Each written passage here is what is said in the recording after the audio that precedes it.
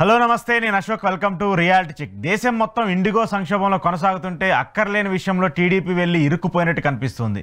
TDP ఎంపీగా ఉండి కేంద్రం భాగస్వామ్యంలో ఉన్నటువంటి రామ్మోహన్ నాయుడు శాఖ కావడము, దాంట్లో తీవ్ర స్థాయిలో విమర్శలు ఎదుర్కొంటున్నటువంటి నేపథ్యంలో ఇండిగోకి సంబంధించిన అంశం మీద రామ్మోహన్ నాయుడు రాజీనామా చేయాలంటూ కూడా ఇటు విపక్షాల నుంచి కూడా పెద్ద ఎత్తున విమర్శలు వస్తున్నాయి. దాని మీద ఇటు టీడీపీకి సంబంధించిన ముఖ్యమంత్రిగా ఉన్నటువంటి ఆంధ్రప్రదేశ్ ముఖ్యమంత్రి చంద్రబాబు నాయుడు కూడా నేను రియాక్ట్ అవుతూ వచ్చాడు. అది కేంద్రానికి సంబంధించిన ఇష్యూ, కేంద్రం చూసుకుంటుంది, రాష్ట్ర ప్రభుత్వానికి ఎలాంటి సంబంధం ఉంటుందంటూ కూడా ఆయన మాట్లాడుతూ వచ్చారు. వాస్తవానికి అది కేంద్రానికి సంబంధించిన ఇష్యూ అయినప్పటికీ కూడా దీనికి సంబంధించి లోకేష్ని ఇన్వాల్వ్ చేస్తూ, అలాగే ఇటు టీడీపీని ఇన్వాల్వ్ చేస్తూ కొంతమంది స్పోక్స్ పర్సన్స్ మాట్లాడినటువంటి వ్యాఖ్యలన్నీ కూడా పెద్ద ఎత్తున ఈరోజు విమర్శలకు దారితీస్తున్నాయి. అసలు ఏంటి ఇండిగో సంక్షోభం వెనక నిజంగానే కేంద్రానికి సంబంధించిన తప్పులు ఉన్నాయా, లేదంటే ఇది కావాలని ఏమన్నా కుట్ర చేస్తున్నారా? ఈ అంశాలన్నిటికి సంబంధించి ఈరోజు ఇంటర్వ్యూలో మాట్లాడదాం. ఇంటర్వ్యూలో నాతో పాటు పార్టిసిపేట్ చేస్తున్నారు అనలిస్ట్ కేఎస్ ప్రసాద్ గారు. ప్రసాద్ గారు నమస్తే. నమస్తే అండి. సో ఒక 2-3 రోజులు, అంటే 8 రోజుల నుంచి ఇష్యూ జరుగుతున్నప్పటికి కూడా 2-3 రోజుల నుంచి బాగా వైరల్ అవ్వటము, నేషనల్ మీడియా వైజ్గా టార్గెట్ అవ్వటము, రామ్మోహన్ నాయుడిని పెద్ద ఎత్తున టార్గెట్ చేయటం, ఇవన్నీ కూడా చూస్తూ ఉన్నాము. ఏంటి అసలు ఈ ఇష్యూ? రామ్మోహన్ నాయుడు గారిని కాకుండా ఇంకెవరిని టార్గెట్ చేస్తారండి? అసలు టార్గెట్ చేయవలసింది ఏవియేషన్ మినిస్టర్నే కదా. అసలు ఫస్ట్ ఆఫ్ ఆల్ ఒక ఇండిగో అన్నది ఒక సమస్య లాస్ట్ నవంబర్ నుంచి అట్రిబ్యూట్ అవుతుంది. దాన్ని గమనించకుండా దగ్గర మీకు 1500 ఫ్లైట్లు దగ్గర క్యాన్సిల్ చేశారు నవంబర్లోనే. డిసెంబర్కి వచ్చరికి ఈ ఫస్ట్ 1 వీక్లోనూ ఆన్ అగ్రిగేట్ రోజుకి 500, 1000, 1500 అలా లాస్ట్కి ఓవరాల్గా మొత్తం షట్ డౌన్ చేసే కార్యక్రమం వచ్చింది. ఇప్పుడు మనం ప్రతిదాన్ని ప్రైవేట్ సెక్టర్ చేసేద్దాం అని సరదా పడితే పొడేరు మనకు గోప మీద ఎలా కొట్టారంటే మోనోపల్లి బిజినెస్ చేస్తాం. 64% స్టేక్ అండి వాళ్ళు. 64% స్టేక్తో వాళ్ళ ఇష్ట రాజ్యంగా. ఇప్పుడు డీజీసీఏ అసలు వాళ్ళు ఎవరి మాట వింటలే. పైలట్లకి 48 hours రెస్ట్ అన్నీ అంటే అసలు చచ్చినట్టు ఇవాళ కేంద్ర ప్రభుత్వం సిగ్గు లేకుండా 10 మెట్లు కింద దిగొచ్చి మీరు ఎలా చేస్తే అలా చేసుకోండి అని ఇచ్చినా సరే మాకు ఇప్పుడు మాకు తీరుకున్నప్పుడు వస్తాం అన్నట్టుగా ఉంది వాళ్ళ వ్యవహారం. అంచేత మనకి ఎప్పుడైనా సరే మీరు ఆర్టీసీ బస్సు ఉంటుంది,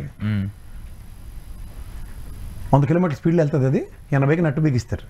కంట్రోల్, బాధ్యత, రక్షణ. అలాగే మీరు పక్కన ప్రైవేట్ ట్రావెల్ బస్సు అది ఇష్టం వచ్చినట్టు వెళ్తాడు, నియంత్రణ అనేది.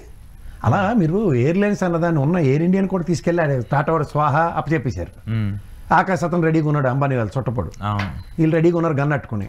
ఇంక వీళ్ళే మొత్తం వెళ్దాంలే చార్టర్డ్ ఫ్లైట్లు నడుపుతున్నారు. అసలు ఇండిగో ఫ్లైట్ ఎప్పుడైనా ఎక్కితే దాళ్ళు వసూలు చేసినంత రాక్షస పెనాల్టీలు అందరూ బాధితులమే.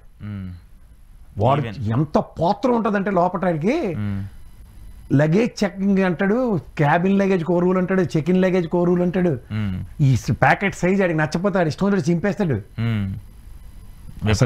ఊహకందండి ప్రైవేట్ చేసేటువంటి చామానండి. ప్రైవేట్ జనాలకి ఇప్పుడు చెప్తాను చూడండి, ఎన్ని లక్షల మంది సఫర్ అయినప్పుడు రైతు సమస్యలు చూశారు కదా కేంద్ర ప్రభుత్వం. వేలాది మంది చచ్చిపోయినా సరే వాళ్ళు ఏం పట్టించుకోలే. ఈ రోజు చూడండి ట్రాన్స్పోర్టేషన్ దీంట్లో ఏవియేషన్ వ్యవస్థకు సంబంధించిన దాంట్లో నేను రామ్మోహన్ రెడ్డి గారు ఏమంటున్నారు, అది ఒక వాళ్ళ ప్రైవేట్ వ్యవస్థ, వాళ్ళ అండర్స్టాండింగ్ ఏంటి డీజీసీఏ తప్పని చెప్పేసి దాని మీద దోషిస్తున్నారు. ఇదంతా ఫెయిల్యూర్ కదా. ఇప్పుడు మెజరబుల్ ఫెయిల్యూర్ అండి. మీకు ఒకటి చెప్పనా, జీవీ కోడ్ దగ్గర తీసుకెళ్ళి అదానికి అప్పచెప్పేశారు ఫ్లైట్ ఎయిర్పోర్ట్లన్నీ. మీరు ఎయిర్పోర్ట్లన్నీ అదాని అంటే ప్రైవేట్ వ్యక్తి కంట్రోల్లో ఉన్నాయి. నెక్స్ట్ నడిపే ఫ్లైట్లన్నీ కూడా ప్రైవేట్ వ్యక్తుల దగ్గర ఉన్నాయి. ఆ వ్యాపారాలను వెళ్ళి ఎవరికి కంట్రోల్ చేస్తావు? అంతే. ప్రైవేట్ వ్యక్తుల వ్యాపారాల్లోకి ప్రభుత్వాలు ఇన్వాల్వ్ అవుతాయంటే వాళ్ళు ఒప్పుకోరు కదా. వాళ్ళు ఎందుకు ఒప్పుకుంటారు? సో ఇది ఖచ్చితంగా ఇట్స్ గవర్నమెంట్ బుర్ర తక్కువ నిర్ణయాల్లో ఇది ఒకటి. ప్రైవేట్ సెక్టర్ని ఎంటర్టైన్ చేసుకుంటూ అందరికీ అప్పచెప్పేస్తాం ప్రైవేట్ వాళ్ళకంటే లాస్ట్కి మిగిలిది మోనోపల్లి బిజినెస్ చేస్తూ ప్రజలకి మాన ప్రాణ రక్షణ అన్నదే ఉండదు. ఓకే. ఇప్పుడు 48 hours రెస్ట్ లే ఆఫ్ ఎందుకు ఇమ్మంటారు? వాళ్ళకి రెస్ట్ తీసుకుంటారు. పైలట్ రిక్రూట్మెంట్ చేయట్లేదు, కొత్త రిక్రూట్మెంట్ చేయట్లేదు. వాళ్ళకి పోయినప్పుడు ప్రయాణికులే కదా. ప్రయాణికులు వేరు. ప్రైమ్ మినిస్టర్ ఆఫీస్ నుంచి 2 లక్షల ఎక్స్గ్రేషియా అనౌన్స్ చేస్తాం, 5 లక్షల ఎక్స్గ్రేషియా అనౌన్స్ చేస్తాం అని చెప్పి చేతులు దులుపుకుంటారా? ఎక్స్గ్రేషియాలో ప్రాణం తిరిగిరాదు కదా. మీరు ఎందుకు ఎక్స్గ్రేషియా ఇస్తున్నారు అలాంటప్పుడు?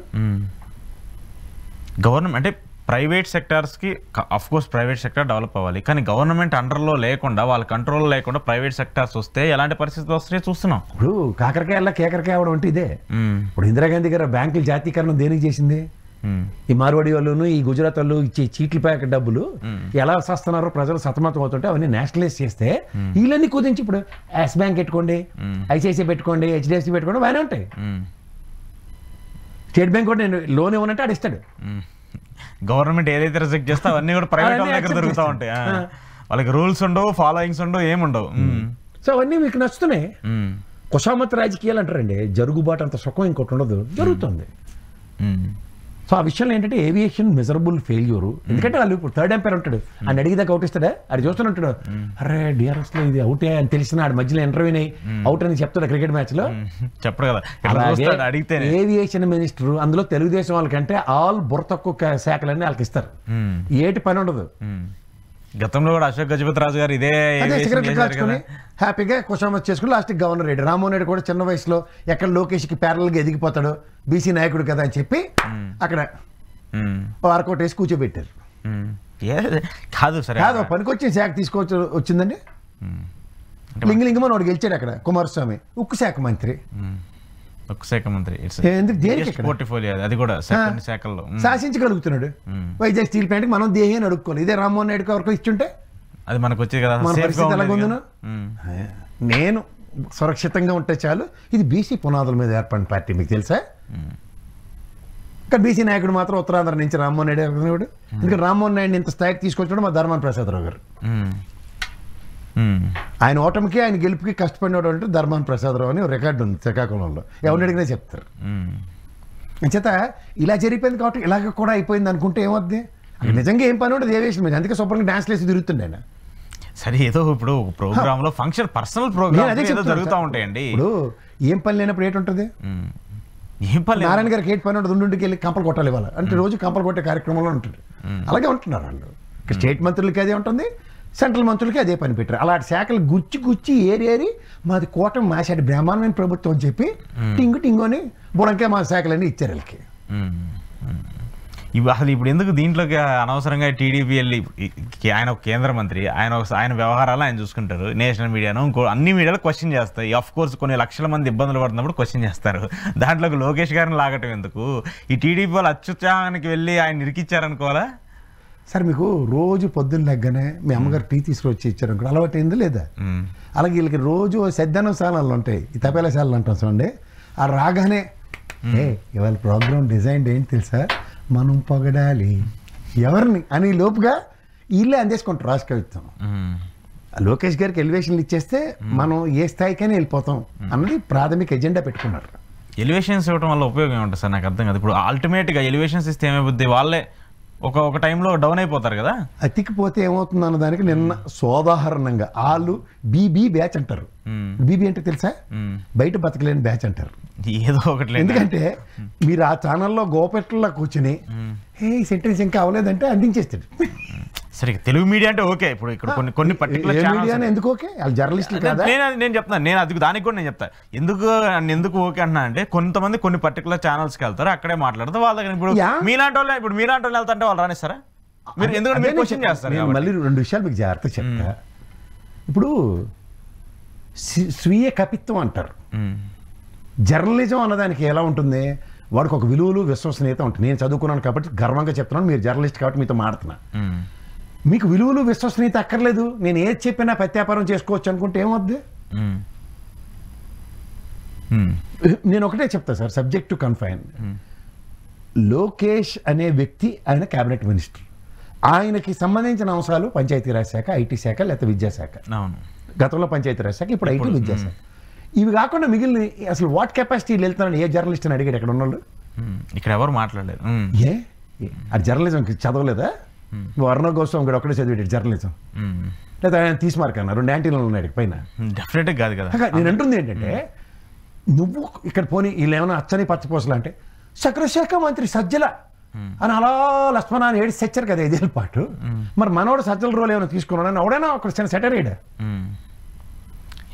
ఇంకో సజ్జలుగా మారాడని చెప్పేసి టీడీపీలో మాట్లాడతారు. లేదంటే చంద్రబాబు నాయుడు గారికి అంత పర్సనాలిటీ ఆయన ఉంటుండగా ఏంది లోకేష్ డామినేషన్ ఏంటని చెప్పేసి మళ్ళీ షర్మిల విషయాలు మాడేస్తారు, ఇక్కడ కవిత విషయాలు మాడేస్తారు కదా. ఒకటే కొడుకంటే ఎగ్జామ్స్నా? ఎక్సెప్షన్ కాదు కదా అసలు పొలిటికల్. మీరు నేను ఒకటే విషయం చెప్తానండి. ఇప్పుడు జగన్మోహన్ రెడ్డి అనే వ్యక్తి కాంగ్రెస్ వారసత్వంతో రాజకీయాలు చేస్తే ఇప్పుడు కోట్ల విజయభాస్కర్ రెడ్డి గారు, సూర్యప్రకాష్ రెడ్డి గారు లాగా, లేకపోతే చెన్నారెడ్డి గారు అబ్బాయి శశిధర్ రెడ్డి లాగా ఇలాగ ఏమైనా చేసాడు అనుకోండి, ఈయన కూడా అరికాలెట్టాడు, ఇడిపోలెట్టాడు, మొత్తానికి ముఖ్యమంత్రి పదవి కోసం తృణప్రాయంగా కాంగ్రెస్ పార్టీని వదిలి ఆయన అంతటా ఒక పార్టీ ప్రతిష్ఠించుకుని ఆయనే రాజకీయానికి తను ఓటమి గెలుపు ఓటమిలు దాన్ని చవి చూస్తున్నాండి. తండ్రి అంశంలో రాజకీయాలు అంటే ఏమైనా అర్థం ఉందో? ప్రాంతీయ పార్టీ అక్కడ, నేషనల్ పార్టీ అక్కడ పెట్టుకుంటే మటాస్ చేసి చూపించాడు కాంగ్రెస్కి.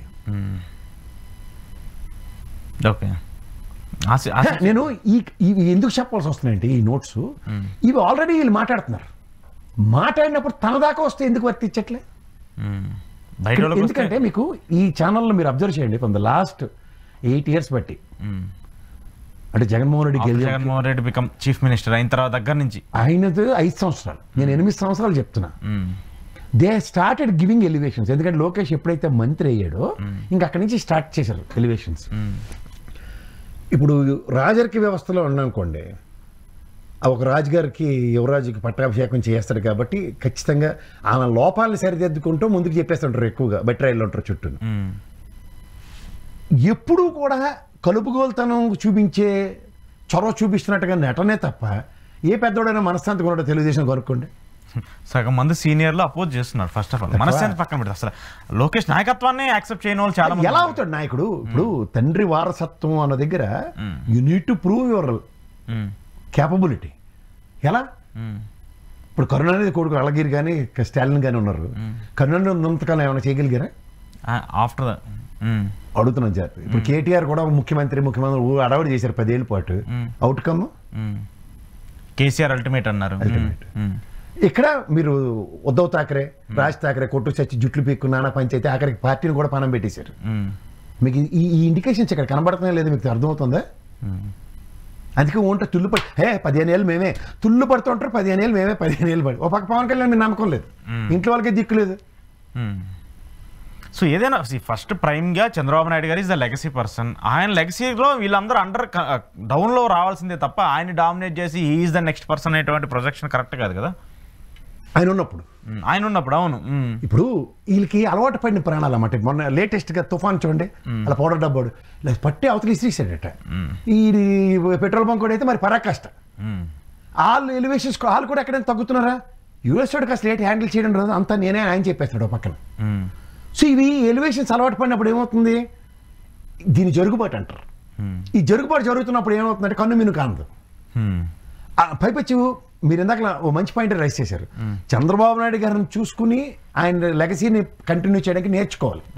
కానీ ఆయన లెగసీ ఆయన మర్చిపోయి కొత్త ఎలివేషన్ స్టార్ట్ చేసాడు. చంద్రబాబు నాయుడు కూడా తగ్గించేసి లొకేషన్ పెంచుతున్నారు అన్నట్టు కనిపిస్తుంది. అప్పుడు ఆయన ఏం చేస్తున్నాడు? ఆయన అనుకుంటాడు అంటే ఆయనకన్నా నేను గొప్పని, తుఫాన్ నేనే కాలుతాను, నేను విజనరీ, నేను బేసిక్ ఆయన ఎప్పుడు మాట్లాడే పరిస్థితి అలా ఉంటది కదా. కానీ ఈ రీసెంట్ లో పరాకాష్ఠకి వెళ్ళిపోతుంది. హైదరాబాద్లో పర్ల్స్ నేనే, ముస్లింలకి డబ్బులు సంపాదించడం నేనే నేర్పాను. మరి ముందున్న నవాబులందరూ పరిస్థితి ఏంటో అసలు చెవర్లే కారుని డస్ట్బిన్ కింద వాడిన చరిత్ర ఉండేది ఇక్కడ నవాబులకి. అది చెవర్లే పరిగెట్టుకోవచ్చు, చెవర్లే కదా రోల్స్ రాయిస్ వాడు. మీకు దండం ఉంటుంది సార్, నాకు దానికి ఒక బ్రాండ్ ఉంటుంది, పైపేసి దానికి ఎవరికి పడితే వాళ్ళకి మేము అమ్మం సార్, మీ సంగతి మాకు తెలియలేదని నవాబు గారు ఆ రోజుల్లోనే గడగడలాడిన ఉదంతాలు ఉన్నాయి. ఇవన్నీ మాకే చరిత్రలు తెలియవు కాబట్టి అనుగుణంగా ఖచ్చితంగా మలిచేసుకోవచ్చని నేను అంటున్నట్టే, ఆవు చేలో మేస్తే దూడలు గట్టిన మీద కదా. అలాగే చంద్రబాబు గారి లాంగ్వేజ్ ఏదైతే ఉంటుందో ప్రతిదీ ఇది నాదే, ఇది నాదే, ఇది నేనే అన్న దగ్గర ఆ నేనే వారసత్వం అందరూ పంచుకున్నారు. వాళ్ళు అధికార ప్రతినిధుల్లో ఉండండి, ఎవడైనా ఉండండి, అవే ఎలివేషన్స్తో మన పని అయిపోద్ది అనుకుంటున్నారు. ప్రాపకం కోసం చేసి పనికిమాలిన పనులు అంటారు. ఇట్లా ఉనికి కోసం చాలా ప్రయత్నిస్తే, ఉనికి కోసం ప్రయత్నం వేరు, ప్రాపకం కోసం. ఓకే, కానీ ఇప్పుడు నేషనల్ మీడియా ఇప్పుడు అనవసరంగా అక్కడికి వెళ్ళి అంత టార్గెట్ చేస్తే ఇంకా ఘోరం అండి. బాయ్కట్ చేయాలి, ఒక ఛానల్ బాయ్కట్ చేయాలనేది వీళ్ళు కూడా అంతే. మీరు మీకు ఇందాక ఈ పాయింట్ కూడా కంటిన్యూషన్. అక్కడికి వెళ్ళి రోజు శ్రవణానందంగా భజన చేయడం అలవాటు అయిపోయి ఇంకో ఛానల్కి వెళ్ళి ప్యానల్ ఉన్న దగ్గర కూర్చోమను దెబ్బ జబ్బా. అక్కడేంటి ఒకటో కృష్ణుడు ఒకటే మాట, రెండో కృష్ణుడు ఒకటే మాట, మూడో కృష్ణుడు ఒకటే మాట. బయటకు వస్తే ఇప్పుడు మా బాలకోటి ఉన్నాడు, వస్తాడు మాతో పాటు డిబేట్లకి. ఇక్కడికి వచ్చి కానీ చచ్చ ఇది కాదు అది అదే అదే అదే అని లోపుగా అసలు విషయాలు మర్చిపోతాడు. సబ్జెక్ట్ మాట్లాడరు. ఎందుకు మాట్లాడలేరంటే వాళ్ళ దగ్గర వీళ్ళు ఒక స్క్రిప్టెడ్ డ్రైవ్డ్ ప్రోగ్రామ్ ఒకటి నడిపిస్తూ ఉంటారు డైలీ సీరియల్. అది చూడు, అది ముసిలిది అక్కడే ఉంటుంది. కెమెరా 4 సార్లు జిగేల్ అని చూపిస్తున్నాం అనుకో, గంట ఎపిసోడ్ అయిపోతుంది. మళ్ళీ రెండో రోజు కూడా అరే అది అక్కడే ఉంది చెప్పు నీలాంటి నాలాంటి ఎక్సైట్ అవుతాం, కానీ ఇంట్లో ముసలి వాళ్ళు చచ్చిన ఎక్సైట్ అవ్వరు. అలాంటి సీరియల్ని అలా తయారు చేసి పెట్టారు. వాళ్ళు రాగానే అది చూడు, కార్తీక మాసం భోజనాలు పెట్టినా ట్రంప్ అవుడు ఆఫ్టర్ ఆల్, లోకేష్ నెక్స్ట్ కాదు. అంటే వాళ్ళ లాంగ్వేజ్ మీకు చెప్తున్నాను, వాళ్ళందరూ ఒక సెట్ ఆఫ్ పీపుల్ ఆడియన్స్ ఆ కన్వెన్షన్లో ఉన్నారు. అంటే టీడీపీ దీన్ని చూసి నేర్చుకోవాల్సింది ఏంటంటే ఎక్కువ ఎలివేషన్స్ ఇచ్చినా వాళ్ళకే డ్యామేజ్ అనేది అర్థం చేసుకోవాలి. గతి లేకుండా పోతారు లాస్ట్కి. ఈ అతి ఎప్పటికీ ఉంటుంది, మన దగ్గర జరుగుబాటు ఉంటుంది.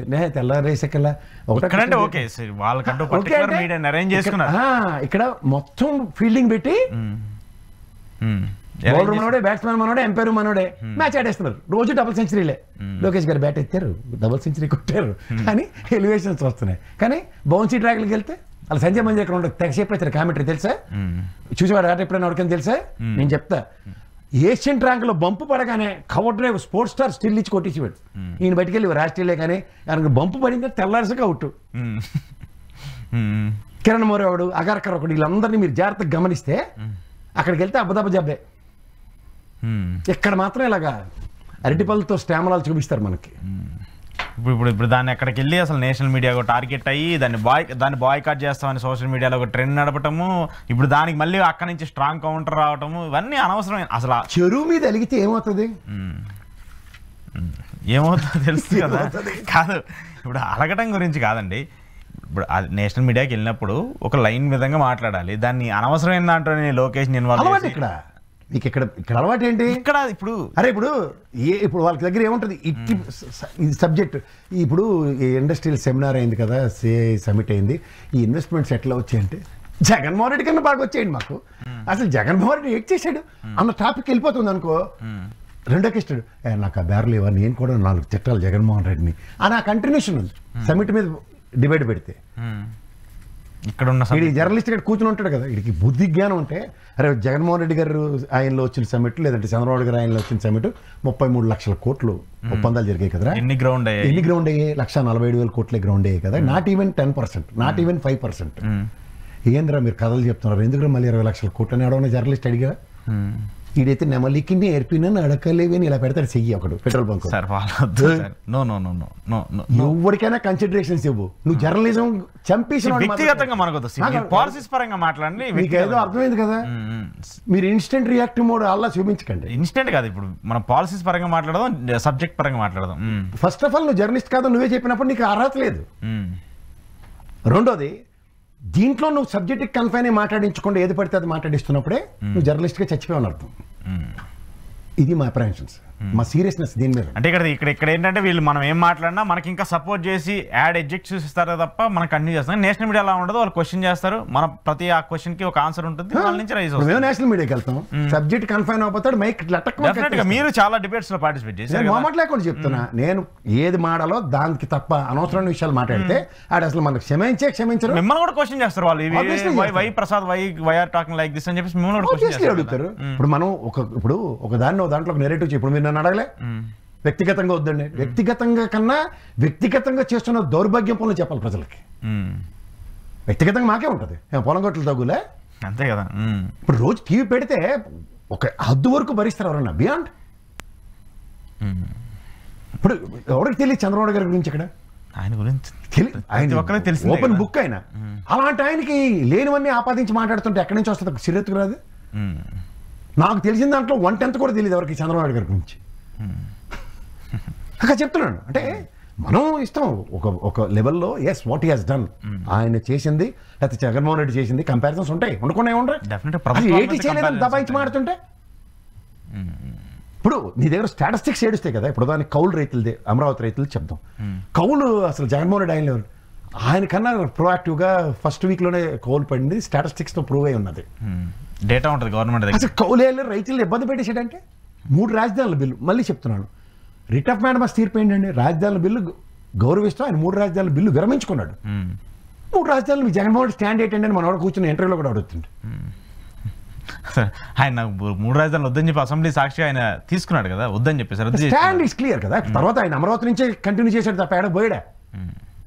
కనీసం మా కేసీఆర్లో ఫామ్ హౌస్లో కూర్చొని కూడా చేయలేదు కదా. అదే ఆఫీసులో కూర్చున్నాడు అక్కడే ఇది మనం మాట్లాడితే నచ్చట్లే. అమరావతి రైతులకి ఎంత అన్యాయం జరిగింది. ఇప్పుడు ఏంటి న్యాయం చేయండి? 18 నెలలు అయింది. ఆ ల్యాండ్ వాళ్ళకి బిట్లు కొట్టి ఒకట్ల ఇంకా ఎక్స్ట్రా ల్యాండ్ ఎత్తేస్తారట ఒక పక్కన. ఇవి కాంట్రడిక్షన్స్ ఉండవండి. ఎవరికి రాజధాని అంటే ప్రేమ ఉండదండి? ఎవరికైనా ఇక్కడ ఎవరికి ఉండదు. That is our pride. ఆంధ్రప్రదేశ్లో పుట్టినోడు వేరే రాష్ట్రానికి వెళ్ళి వేరే ప్రాంతానికి వెళ్ళి పని చేసుకోవాలని కోరుకోడు కదా. అక్కడ ఉంటే అక్కడ నాకు ఉపాధి ఉంటే ఎందుకు పోతారండి? ఎవరో ఎందుకు లెసన్స్ మన ఇంట్లో వాచ్మెన్లు చూసి నేర్చుకోవచ్చు. బీహార్లోను ఒరిస్సాలో చేస్తుంటారు. వాళ్ళు ఎంత మానసిక వేదన పడుతూ ఉంటారు పిల్లలతో మాట్లాడుకుని. ఏదో పిల్లల బర్త్డే ఏదో ఉంటుంది, ఆడ ఇక్కడ నుంచి విషెస్ చెప్పడం లేకపోతే కొరియర్ పంపించి అందిందా అని ఇక్కడ ఆనందపడుతుంటారు. అవన్నీ నేను చూస్తుంటా. అంతే కదా. అది మన అదృష్టానికి మనకు ఆ అవకాశం భగవంతుడు ఇక్కడ మన ఊర్లోనే మనకు అవకాశం ఇచ్చాడని తృప్తి పడాలి. కానీ ఏందండి అది? నువ్వు ఏమీ చేయవు, చేసిన టెలివిజన్స్. ఇప్పుడు నీకు ఒక స్టేట్ పాలిటిక్స్లో ఉదాహరణకి బడ్జెట్ పెట్టినప్పుడు కూడా నువ్వు దబాయించేస్తే కాగ్ రిపోర్ట్ వస్తుంది, దాన్ని దబాయించేస్తావు. మరి ఇవన్నీ కోపం రాదండి ఎవరికైనా? సో అది అల్టిమేట్గా అది వాళ్ళకే నష్టం అయ్యేలా కనిపిస్తుంది. ఆబ్వియస్లీ సిచ్యువేషన్స్ చూస్తున్నాం. ఇలా ఇదే కంటిన్యూ చేస్తే తడిగొట్టేసి పడుకోవచ్చు జగన్మోహన్ రెడ్డి. సరే అయితే ఇంకోటి, జగన్మోహన్ రెడ్డి కాన్సెప్ట్ వచ్చింది కాబట్టి 15 ఏళ్ళు మేమే పొత్తులో ఉంటామని చెప్పేసి ఫస్ట్ టైం లోకేష్ గారి నోటి నుంచి వచ్చింది. ఆయన అది కూడా మన తెలుగు రాష్ట్రాల్లో మాట్లాడకుండా అమెరికా వెళ్ళి మాట్లాడారు. పవన్ కళ్యాణ్ గారు మొన్నటిదాకా 15 ఏళ్ళు అన్నారు. ఇప్పుడు ఈయన 15 ఏళ్ళు కూడా కన్ఫైన్ అయిపోయారు వీళ్ళిద్దరు. తెలుగుదేశానికి ఎన్ఆర్ఐ వింగ్ చాలా స్ట్రాంగ్. ఒప్పుకుంటారా? డెఫినెట్గా. నిన్న లోకేష్ గారి సభకి ఎంతమంది జనాలు వచ్చారు చూసారా? అదే సభ కేటీఆర్ అదే దీంట్లో చేశారు. దీనికి కూడా కొంచెం ఎక్కువ వచ్చారు, లోకేష్ గారి కంటే కూడా ఎక్కువ వచ్చారు. ఏంటి రాలేదంటారు మీరు? సార్ మీరు కానీ సార్ చెప్పండి. ఇంకా పాత వాసనలు పోవట్లేదు కానీ చెప్పండి. మమకారం చంపుకోలేకపోతున్నారు సార్ అంటే అంటారు కానీ మరీ టూ మచ్. లోకేష్ గారి కన్నా అది ఏంటి అసలు? ఆ గ్యాలరీ ఖాళీ ఉంది ఎక్కడైనా? ఉన్నదా మీ దగ్గర వీడియో? చూశానులేండి, నేను చూశాను. మీరు చూసిన మనసు రావట్లేదు ఏంటి మీకు? చెప్పండి సార్. నేను అంటుంది ఇప్పుడు ఎన్ఆర్ఐ వింగ్ అక్కడ అడ్రస్ చేస్తున్నప్పుడు మీరు బాబు మొన్న ఏదో ఎగేసుకొచ్చారు కదా ఒప్పందాలకి, దాని కాగితాలు ఏటరా మాకు ఏ సంగతి నెక్స్ట్ దాని మీద నేను కన్విన్స్ చేయడానికి వచ్చాను. లేదంటే మీరు మాకు చేసిన భయంకరమైన ప్రోత్సాహానికి బ్రహ్మాండం గెలిచాం మేము, కృతజ్ఞతలు ఇవే కదా. ఏంటి ఇప్పుడు ఆయనకి పని అక్కడ? ఆయన అక్కడ కూడా వెళ్ళి కంపెనీలతో కొంతమంది మీటింగ్స్తో చేస్తున్నారని చెప్పేసి చెప్తున్నారు. కాదండి, సిఐ సమిట్ అని వాళ్ళు వస్తారు ఇక్కడికి, మళ్ళీ ఈయన వెళ్తాడు, మళ్ళీ వాళ్ళు వస్తారు. ఇలా ఎన్నాళ్ళు ఇది? నిజమే, ప్రయాణాలు ఎన్నాళ్ళు. దానివల్ల వచ్చేది ఏమైనా ఉంటుందా? వచ్చేది ఉంటే కదా సంతోషించడానికి. ప్రతిదీ మర్చిపోయి గూగుల్ అన్నారు చేసి లాస్ట్ కదా అని తేల్చారు కదా. మన ముందు అదాని చెప్పిన అందరం మనం అందరమే పక్కబట్టేయడం. సో ఇప్పుడు మీకు ఒకటే చెప్తా సార్, వాస్తవానికి దగ్గరగా మీరు ఏం చేసినా 5 సంవత్సరాలు మీకు పరిపాలించమని ఇచ్చాం కాబట్టి దండం పెడతాం. మీరు వాస్తవాన్ని నేల విడిచి సాము చేస్తుంటే గాల్లో తీవ్ర పరిస్థితులు ఉన్నాయి. తుఫాన్తో రైతులు అల్లాడిల్లిపోయి సస్తనరాలు, గిట్టుబాటు ధర లేదు, ఎరువులు సక్రమమైన టైంలో ఇవ్వట్లే, ఈసారి ఏకంగా వరే యుద్ధం చెప్పేస్తున్నారు. డైరెక్ట్ చంద్రబాబు నాయుడు గారు చెప్తున్నారు. మరి దానికి ఆల్టర్నేటివ్ ఏదో చెప్పాలి కదా. సో క్రైసిస్ మెకానిజం కనిపిస్తుంది. క్రైసిస్లో అమెరికా వానికి మేము సలహాలు ఇచ్చేస్తాం, మేమే చేస్తాం బాగా అని చెప్పడం కాదు, ఇక్కడ క్రైసిస్ని ఎలా అడ్రస్ చేస్తారు. ఇప్పటికి తక్షణ సాయం రాలేదండి కేంద్ర ప్రభుత్వం నుంచి రూపాయి రాలేదు. అసలు మోంతా సైక్లోన్ అయిపోయి దగ్గర నెలన్నర అయిపోయింది కదా, ఇప్పటి వరకు రూపాయి చిల్లిగా కూడా పాపం రైతులకు అందలేదు. దీనికి ఎందుకంటే డబుల్ ఇంజిన్ సర్కార్ మన నెత్తికి. మీకు ఏదైనా చూడండి, ఇప్పుడు ఈ అర్ణబ్ గోస్వామి గారు వేసిన ట్రాప్లో మనం పడి ఆ విషయాలన్నీ పోయి ఇక్కడ లోకేష్ మీద చర్చ పెట్టారు. మెయిన్ ఇష్యూస్ అన్ని పోయినాయి. మెయిన్ కొంపలు మూలిపోయిన ఇష్యూస్ ఉన్నాయి అక్కడ. అమరావతి రైతుల బాధలో పక్కన మళ్ళీ మోంతా తుఫాన్తో మొత్తం రాష్ట్రంలో ప్రతి రైతుకు ఉన్న సమస్య. నెల్లూరులో అయితే చాలా తీవ్రమైన ఒడిదుడుకులు ఎదుర్కొంటారు. మొన్న ఒక సైక్లోన్ వచ్చి నెల్లూరు మొత్తం మునిగిపోయాయి. మొత్తం మునిగిపోయింది. ఏది పంచాయత్ కట్టుకుని వెళ్ళాలి కదా పవన్ కళ్యాణ్, ఎందుకు వెళ్ళలేదు? ఇంకోటి ఈరోజు 7 లక్షల కోట్ల జిఎస్టీ వల్ల నష్టం వచ్చింది. మెయిన్ సార్ జిఎస్టీ మీరు లాస్ట్ 3 కోట్ల 4 కోట్ల పర్ఫార్మెన్స్ చూడండి మీరు. ఫస్ట్ ఇయర్ సెకండ్ ఇయర్లో ప్యాథటిక్. కింద ఎవడున్నారు అనుకుంటాం, లడాక్ పైన మనం ఉన్నాం అంతే. జిఎస్టీ వసూళ్ళు జనాల జేబులు డబ్బులు లేకపోతే ఎక్కడి నుంచి వస్తాయి సార్? ఇది కరెక్ట్ పాయింట్. సంపద సృష్టిస్తాం, చెవులు క్యాబేజ్ అడ్డం కాదు మాకు. సంపద నీ దగ్గర ఉన్నదైనా పంచగలుగుతున్నావా? అదే కదా రొటేషన్ అవుతుంది. అమర్త్యసేన మహానుభావుడు కానీ రఘురామ్ రాజన్ గారు మాజీ రిజర్వ్ బ్యాంక్ గవర్నర్ కానీ చెప్పిన సూక్తులు ఏంటి ఆర్థికవేత్తలుగా, ఒక సామాన్య మానవుడు will be A spend thrift. ఏం చేస్తాడు, వాడికి పెన్షన్ ఇచ్చినా ఏం చేసినా వాడు సాయంత్రం ఖర్చు అయిపోతుంది. ఎందుకంటే ఇప్పుడున్న ఆర్థిక దయనీయమైన పరిస్థితుల్లో ప్రతిదీ ఇబ్బడి రేట్లకి వాడి వల్ల కాదు, దాచదానం అవదు. అయినా సరే మన పొదుపు వ్యవస్థ చాలా స్ట్రాంగ్.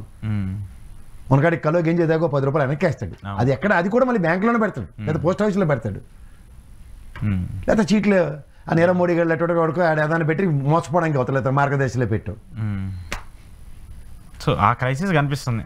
క్రైసిస్ ఏంటి, ఈ క్రైసిస్ దగ్గర వీళ్ళ దగ్గర ఆన్సర్స్ లేక అన్నిటికీ అవకాశం ఉంటే జగన్మోహన్ రెడ్డి చుట్టూ తిప్పుకుంటే కాలక్షేపం అయిపోయింది. దీనికి జగన్మోహన్ రెడ్డి అంతే, ఇదంతటి కారణం చెప్తున్నారు కదా ఆయన చంద్రబాబు గారు. ఆర్థిక వ్యవస్థను గాడిలో పెట్టడానికి ఇప్పటికి దాకా 18 నెలలు పట్టిందట. ఎందుకు గాడిలో పెట్టాలి, ఏటి పెట్టాలి? 8,000 కోట్లు 7,000 కోట్లు మిగిల్చి ఇచ్చాడు. యనమల రామకృష్ణ గారు 100 కోట్లు ఇవ్వలేదు కదా ఆయన. సో పిక్చర్ క్లియర్గా అర్థమైపోతుంది, స్వయంకృత అపరాధాలని టీడీపీ చేసుకుంటుంది అనేది. స్వయంకృత అపరాధం అయితే బాగానే ఉంది, వాళ్ళు పోతారు ఉంటారు మనకెందుకు. కానీ ప్రజాస్వామ్యంలో ఒక గౌరవప్రదమైన ప్రభుత్వం నడుపుతూ స్వయంకృత అపరాధాలు at the cost of people అవుతుంది. ఇది గమనించండి. వీళ్ళు చేసే తప్పుల వల్ల ప్రజలు నష్టపోతున్నారు. వీళ్ళు తెలుగు తక్కువతనం అండి, చేతకంతనం అండి, లేదంటే వీళ్ళు దుందుడుకు స్వభావంతో ప్రతిదాన్ని హ్యాండిల్ చేసేస్తామన్న అపోహలో వీళ్ళు ఉంటున్నారు. బట్ హ్యాండిల్ విత్ కేర్ కూడా లేదు, కేర్ మాట లేదు. ఒక ఆరోగ్యం గాలికి వదిలేశారు. ప్రజల ఆరోగ్యం ఎంత దయనీయంగా డైరియా ఉందో చూస్తున్నాం అందరూ. ఇంత క్రైసిస్ మేనేజ్మెంట్ తెలిసిన చంద్రబాబు నాయుడు గారు అసలు నాకు తెలిసి గీచింగ్లు కుమ్మించేసి ఉంది ఒకప్పుడు. ఏది సరే చూద్దాం దీనికి సంబంధించి. మరి చంద్రబాబు నాయుడు గారు ఏమన్నా ఇక నుంచి ఆయన చర్యలు మార్చుకుంటారు లేదా అనేది. ఏం మార్చుకుంటారండి, ఆయన నిండా మునిగిపోయి ఉన్నాడు. సరే వీళ్ళు సార్ మీకు గమనిస్తే, మీరు కూడా జర్నలిస్ట్, ఆ ఛానల్లో మోసపోకండి. పవన్ కళ్యాణ్ గారు, లోకేష్, చంద్రబాబు నాయుడు గారిని ముగ్గురిని పెట్టి ఎన్డీఏ కూటమని పేరు పెట్టి బీజేపీ ఆడుతుంది, ఒక పప్పెట్ షో చేస్తున్నారు వీళ్ళతో. ధృతరాష్ట్ర కౌగిల్లో తెలుసో తెలియకో దూరిన చంద్రబాబు నాయుడు ఆ కబంధ హస్తాల్లో చిక్కుకొని తెలిసి ప్రాణం పోద్దని బయటికి నటిస్తూ కాలక్షేపమే జరుగుతుంది. ఈ గొడుగు కింద ఉంటే సేఫ్గా ఉంటాం అన్న భ్రమలో అధికారమే పరమవదండి. ఇప్పుడు చూడండి, బీజేపీ పాలిత రాష్ట్రాలు నోట్లో గొడ్ల కుక్కుని ఉంటారు ఆ ముఖ్యమంత్రులు. ఆ జీఎస్టీ వసూళ్ళు మాకు బకాయిలు ఇవ్వండి అని మిగిలిన మంత్రులు అందరూ, ముఖ్యమంత్రులు ఆఫీసుల నుంచి వెళ్ళిన వాళ్ళు ప్లకార్లు పట్టుకుంటారు గాంధీ బొమ్మ కాడ. వీళ్ళు నోట్లో గొడ్ల కుక్కుని కుమిలి చస్తూ ఉంటారు ఆ బీజేపీ ముఖ్యమంత్రులు. మాకేం రావట్లేదు, ఎవరికి రావు. రైట్ ప్రసాద్ గారు, చూద్దాం. Thank you sir, thank you very much. ఇది కేఎస్ ప్రసాద్ గారితో ఈరోజు ఎక్స్క్లూజివ్ ఇంటర్వ్యూ చూస్తున్నానండి ఈ టీవీ.